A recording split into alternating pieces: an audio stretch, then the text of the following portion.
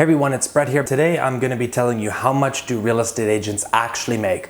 So I'm going to tell you, about the average commission, and then I'm going to break down all the expenses, and I'm going to tell you about how much you can make as an individual, how many deals you can do per year. So let's start. Average commission, I think across the board is probably like across the US and Canada, probably somewhere around maybe 6 or 7 grand. This can vary depending on the commissions in your marketplace and the pricing and the average price of, homes in your marketplace. But let's just use a nice easy number of 10 grand, and I'm gonna break down all the expenses for you.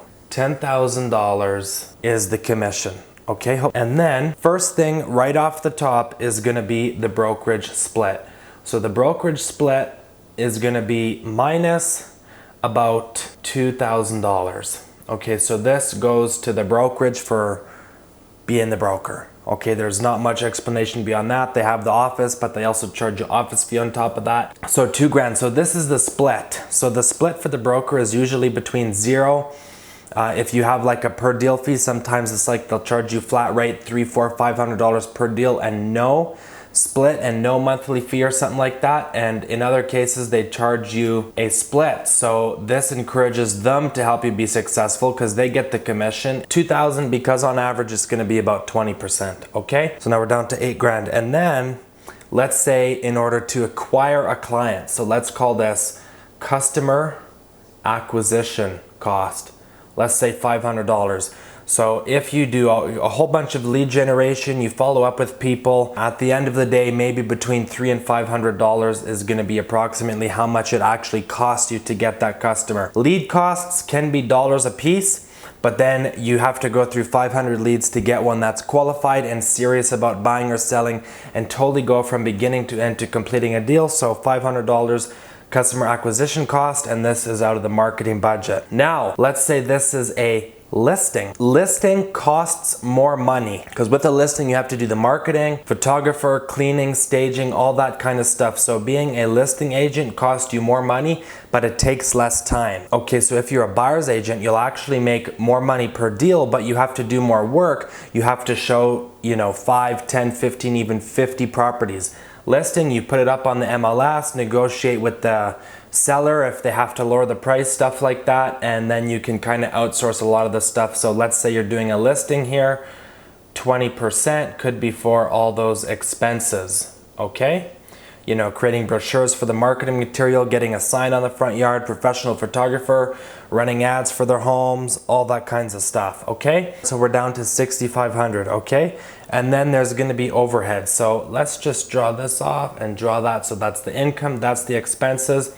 So it could be, let's see here, 6,500 about how much you'll make on a listing. So if the total commission is 10 grand, you make 6,500, then there's tax, which we'll get to later. So let's just, on the side here, let's see, let's just cut this off. Let's talk a little bit about overhead. So let's say 10,000 a year, and this is gonna be licensing fees, continuing education fees, $150 a month for NAR, or in Canada, you'll have different boards. So that's a few thousand a year. You're gonna have like a CRM, marketing expenses, ongoing stuff like that, about 10,000 a year. And let's assume, so if you're a buyer's agent, you can definitely do like maybe, if you're working like way more than 40 hours a week, you could probably do 5 or 6 buyers a month. That might not all be 10 grand deals. If you're listing, like I said, it's less leverage, less time consuming, but more expensive. So you could probably, you can have like 20, 30 listings at the same time. You don't need to show properties because the buyer's agents will then come and show those properties. So let's say 10,000, let's say you do 10 deals, divide this up, we can take off another 2 grand. Okay. And then let's say $10,000 a deal and you do 10 deals a year. Okay, break that down. After the expenses, 4,500 take home each.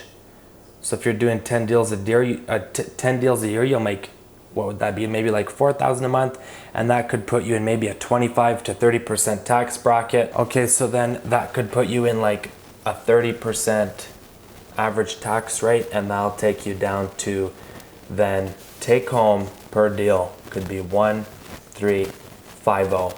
But then if we get rid of the listing expense, so this is okay because if you're listing, you can take more at a time, right? If you're buyers, A buyer's agent, you can take off that $2,000 and then you can pretty much add, you know, be a little more tax. So maybe you could take this up to like $5,000. So $150 more you pay in tax, but then you can take home $5,000 with one buyer deal. That's a $10,000 commission. So I hope you like this video. Click right here for another one you're gonna love about marketing and getting leads, and you can get for much cheaper than $500 and increase your profit. I'll see you there.